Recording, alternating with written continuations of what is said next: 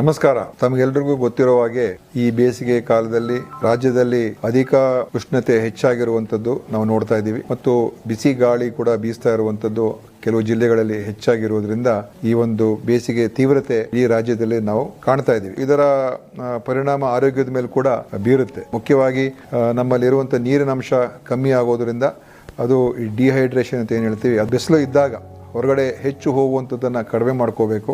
ಯಾವಾಗ ತೀವ್ರತೆ ಹೆಚ್ಚಿರ್ತದೆ ಅವಾಗ ಮನೆಗಳಲ್ಲೇ ಇದ್ರೆ ಅನುಕೂಲ ಆಗ್ತದೆ. ಬಾಯಾರಿಕೆ ಆಗತ್ತೆ ಅಂತ ಕಾಯೋದಕ್ಕಿಂತ ಹೆಚ್ಚಾಗಿ ಅವಾಗ ನೀರನ್ನು ಕುಡಿಯುವಂಥದ್ದು ಬಹಳ ಒಳ್ಳೆಯದು. ಮತ್ತು ಅದೇ ರೀತಿ ನಮ್ಮ ಆಹಾರದಲ್ಲೂ ಕೂಡ ಗಮನ ಕೊಟ್ಟು ಆಹಾರ ಸೇವನೆ ಮಾಡಬೇಕು ಅಂತ ನಮ್ಮ ವಿನಂತಿ. ಅದರಲ್ಲೂ ಹೆಚ್ಚು ನೀರಿರುವಂಥ ಆಹಾರ ಪದಾರ್ಥಗಳೇನಿದೆ ಅದನ್ನ ತಾವು ಬಳಸಬೇಕು. ಈಗ ಸೌತೆಕಾಯಿ ಇರ್ಬೋದು, ಕಲ್ಲಂಗಡಿ ಹಣ್ಣು, ಎಳ್ನೀರು, ಈ ಥರದ ಒಂದು ಆಹಾರ ಒಂದು ಸೇವನೆಯನ್ನು ಮಾಡುವಂಥದ್ದು ಇದು ಅನುಕೂಲಕರ.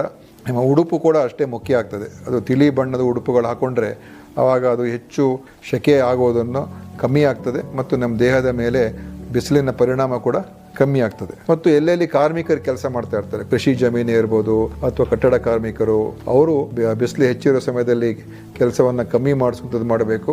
ಮತ್ತು ಅವರಿಗೆ ಅಗತ್ಯ ಇರುವಂಥ ನೀರಿನ ಸೌಲಭ್ಯ ಅದೆಲ್ಲವನ್ನು ಕೂಡ ಒದಗಿಸಿ ಕೊಡುವಂಥದ್ದು ಕೂಡ ಅಷ್ಟೇ ಮುಖ್ಯ. ಅದರಲ್ಲೂ ವಿಶೇಷವಾಗಿ ಗರ್ಭಿಣಿಯರು, ವೃದ್ಧರು ಮತ್ತು ನವಜಾತ ಶಿಶುಗಳು ಇಂಥವರು ಇನ್ನೂ ಹೆಚ್ಚು ಎಚ್ಚರಿಕೆಯಿಂದ ಇರುವಂಥದ್ದು ಮತ್ತು ಅವರನ್ನು ನೋಡ್ಕೊಳ್ತಾ ಇರ್ತಕ್ಕಂಥ ಯಾರು ಪೋಷಕರು ಅಥವಾ ಸಹಾಯಕರು ಇರ್ತಾರೆ ಅವರು ಕೂಡ ಇವ್ರ ಬಗ್ಗೆ ಹೆಚ್ಚು ಗಮನ ಕೊಡಬೇಕು ಅಂತ ನಿಮ್ಮಲ್ಲಿ ವಿನಂತಿ ಮಾಡ್ತಾ ಇದ್ದೀನಿ. ನಮ್ಮ ಇಲಾಖೆ ಕೂಡ ಇದರ ಬಗ್ಗೆ ಕೆಲವು ಕ್ರಮಗಳೆಲ್ಲ ತಗೊಂಡಿದ್ದೇವೆ. ನಮ್ಮ ಎಲ್ಲ ಸಮುದಾಯ ಆರೋಗ್ಯ ಕೇಂದ್ರ, ತಾಲೂಕಾ ಕೇಂದ್ರಗಳು, ಆಮೇಲೆ ಜಿಲ್ಲಾ ಆಸ್ಪತ್ರೆಗಳು ಹೀಟ್ ಸ್ಟ್ರೋಕ್ ಮ್ಯಾನೇಜ್ಮೆಂಟ್ ರೂಮ್ಗಳಂತ ಮಾಡಿದ್ದೇವೆ. ನಿಮ್ಗೆ ಬೇಕಾಗಿರುವಂತ ಏನು ಔಷಧಿಗಳಿರ್ಬೋದು, ORS ಇರ್ಬೋದು, ಅಥವಾ ಅಲ್ಲಿ ಒಳ್ಳೆಯ ಸೌಲಭ್ಯಗಳು, ಫ್ಯಾನು ಮತ್ತು ಐಸ್ ಕ್ಯೂಬ್ಸ್ ಮತ್ತೆ ಥರ್ಮೋಮೀಟರ್ಗಳು ಎಲ್ಲವನ್ನು ಕೂಡ ಅಲ್ಲಿ ಅಳವಡಿಸಿದ್ದೇವೆ. ಪ್ರತಿ ಸಮುದಾಯ ಕೇಂದ್ರದಲ್ಲಿ 2 ಬೆಡ್, ತಾಲೂಕು ಆಸ್ಪತ್ರೆಯಲ್ಲಿ 5 ಬೆಡ್ ಮತ್ತು ಜಿಲ್ಲಾ ಆಸ್ಪತ್ರೆಯಲ್ಲಿ 10 ಬೆಡ್ ಅನ್ನ ಪ್ರತ್ಯೇಕವಾಗಿ ಈ ಒಂದು ಉಷ್ಣತೆಯಿಂದ ಹೆಚ್ಚಾಗ್ತಕ್ಕಂಥ ರೋಗಗಳಿಗೆ ನೋಡ್ಕೊಳ್ತಕ್ಕಂಥದ್ದಕ್ಕೆ ನಾವು ಅದನ್ನು ಇಟ್ಟಿದ್ದೇವೆ. ಸೊ ಈ ರೀತಿಯಾಗಿ ಚಿಕಿತ್ಸೆ ನೀಡ್ತಕ್ಕಂಥದ್ದಕ್ಕೆ ನಮ್ಮ ವೈದ್ಯರು ಮತ್ತು ಸಿಬ್ಬಂದಿಯವರು ಕೂಡ ತಯಾರಾಗಿದ್ದಾರೆ.